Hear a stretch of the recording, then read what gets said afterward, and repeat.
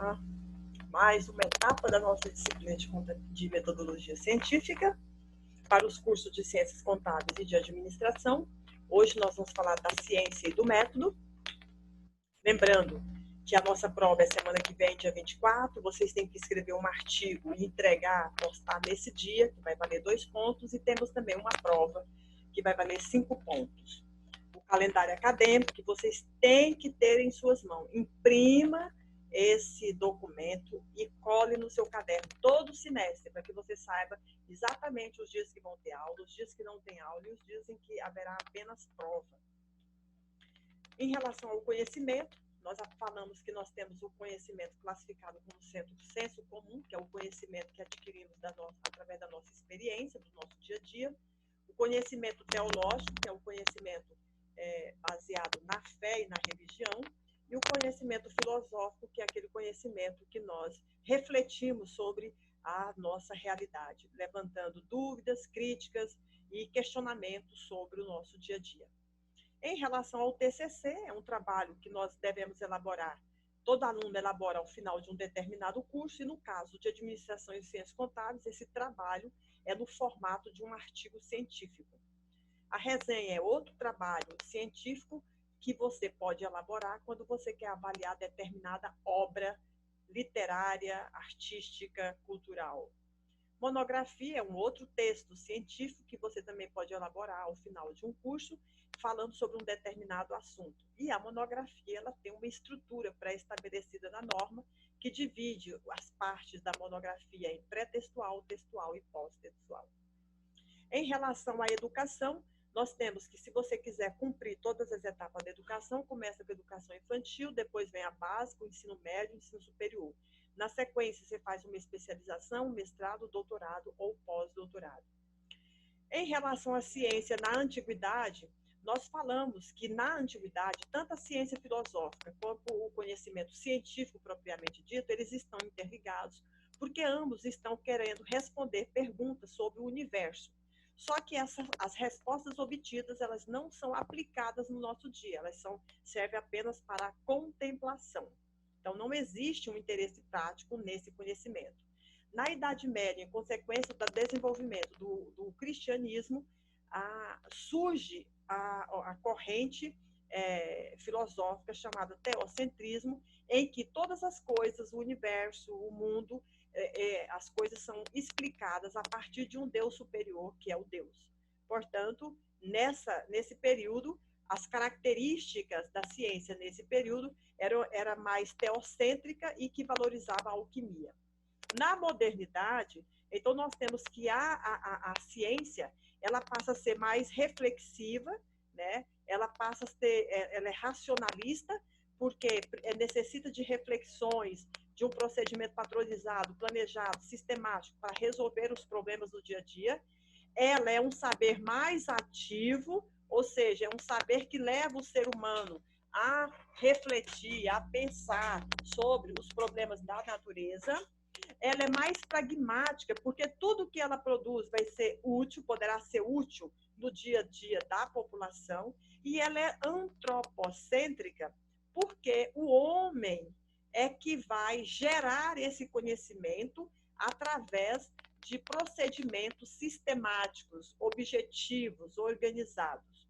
Portanto, desvincula-se as explicações do mundo e da realidade da religião, e essas explicações passam a ser mais realizadas através de procedimentos de pesquisas que são planejadas, onde os procedimentos são definidos com antecedência, aí executa-se esses procedimentos para que a gente possa chegar às conclusões dessa pesquisa.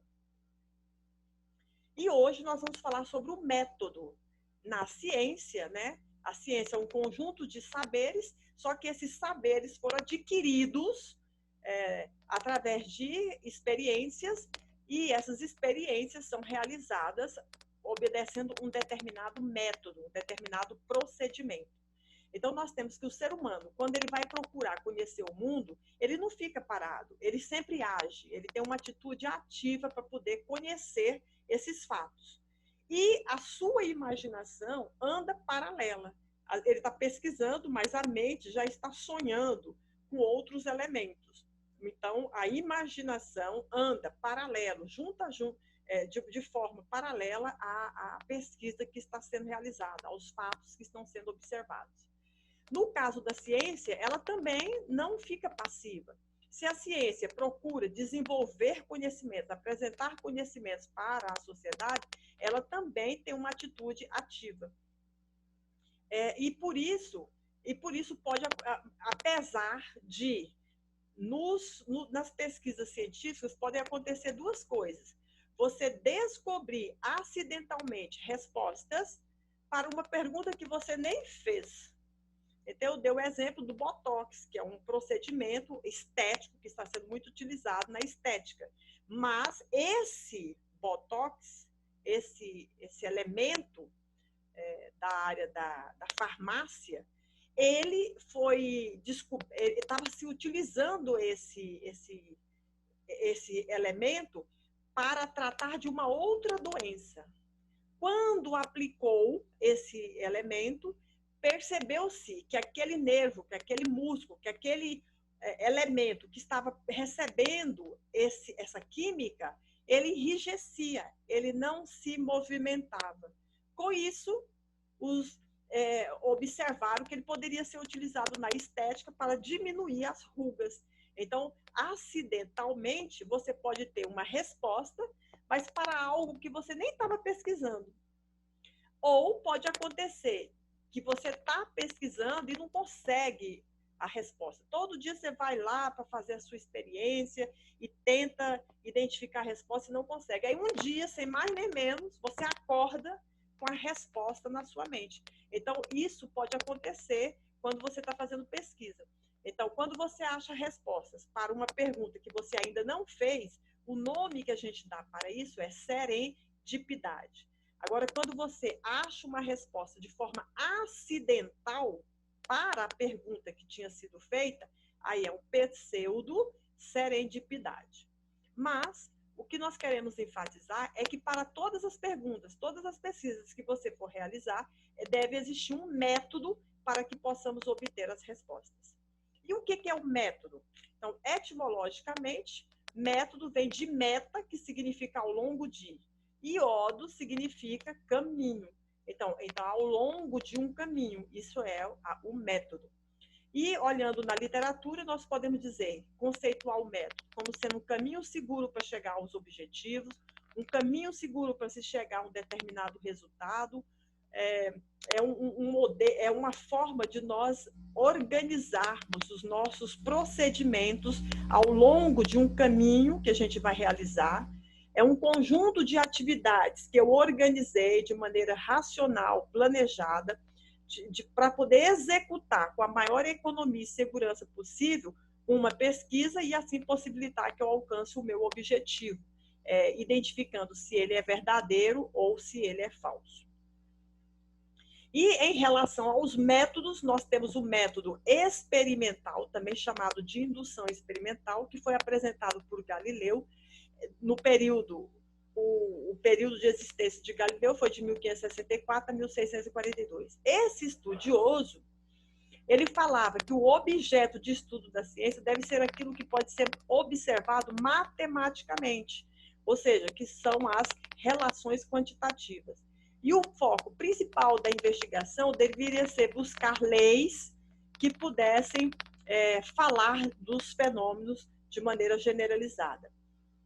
E para que nós possamos executar esse método, nós temos que fazer a observação do fenômeno, analisar os elementos que constituem esse fenômeno,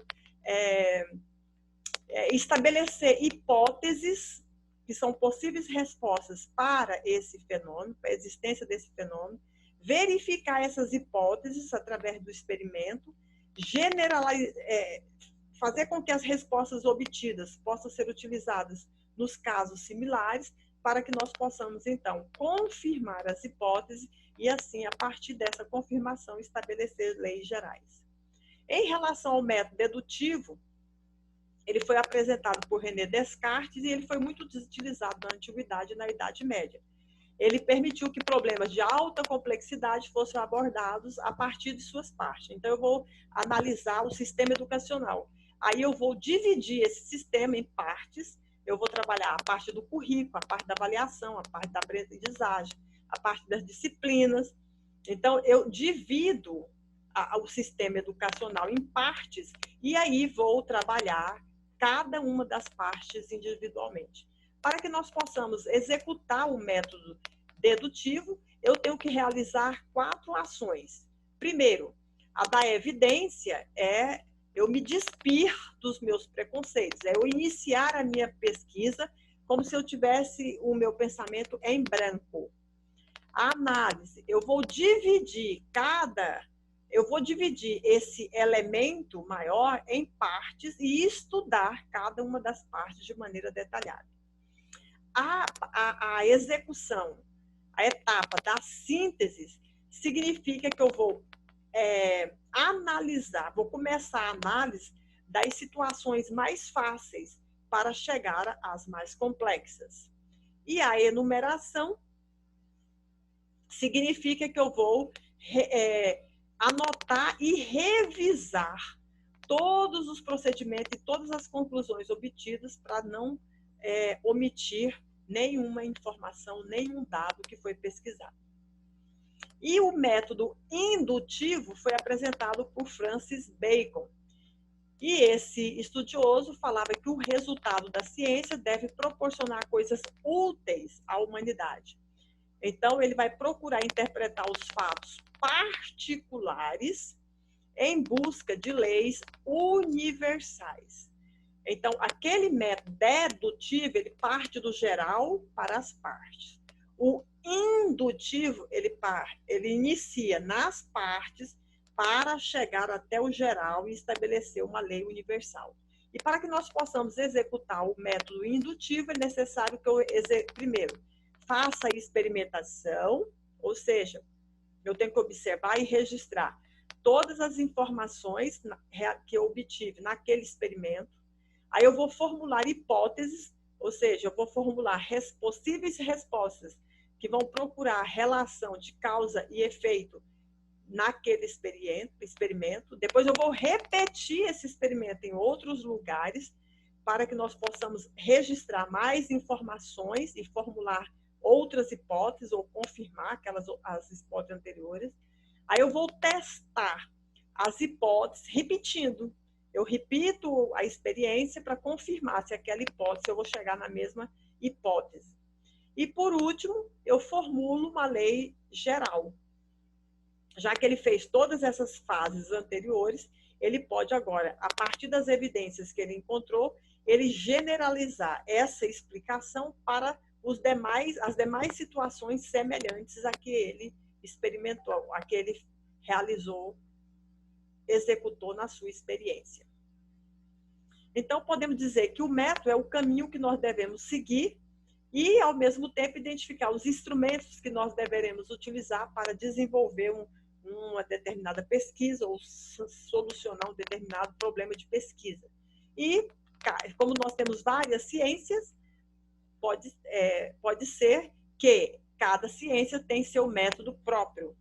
E, por isso, existe uma diversidade de métodos que nós podemos utilizar para realizarmos as nossas diversas pesquisas. Em relação ao artigo científico, você tem que escrever um artigo científico, obedecendo essa estrutura: título, autor, resumo, palavras-chave, introdução, desenvolvimento, metodologia, resultados e conclusão e as referências. Então, essa é a estrutura de um artigo científico que você deverá elaborar para ser avaliado na prova 2. Se você quer identificar as normas que ensinam a elaboração de forma mais precisa desse artigo científico, é a Norma Brasileira 6022 de 1994, da Associação Brasileira de Normas Técnicas, ABNT. E quando você vai elaborar um artigo, significa que você já fez um projeto de pesquisa anterior. Então, fica mais fácil de você elaborar o seu artigo. Por quê? Porque a introdução do artigo é o tema, problema, os objetivos e a justificativa que você escreveu no projeto. Então, você vai pegar esses 4 elementos e trazer para a sua introdução. A teoria do projeto é a mesma teoria do artigo. A metodologia do projeto é a mesma teoria do artigo. Só que aqui, como o projeto já foi executado, o verbo tem que ser escrito no passado. Aí você vai acrescentar 2 capítulos, o capítulo resultado e o capítulo considerações finais. E as referências do projeto são as mesmas referências do artigo. Então, se você tem um projeto bem elaborado, você tem um artigo já bastante fundamentado. As partes do artigo, muitas partes já bem elaboradas e escritas.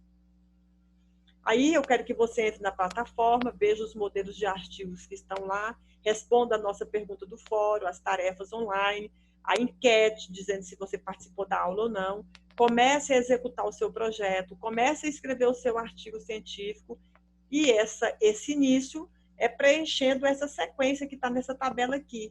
Você vai colocar o título do seu trabalho, o seu nome, fazer o resumo, identificar as 3 palavras-chave, elaborar a introdução com o tema, problema, objetivo, justificativa, pegar o referencial teórico que você consultou na internet e escrever no seu artigo e descrever a metodologia, o passo a passo que você definiu para executar o seu projeto de pesquisa e responder o seu problema de pesquisa. Então, essa é a tarefa que você tem que fazer para casa.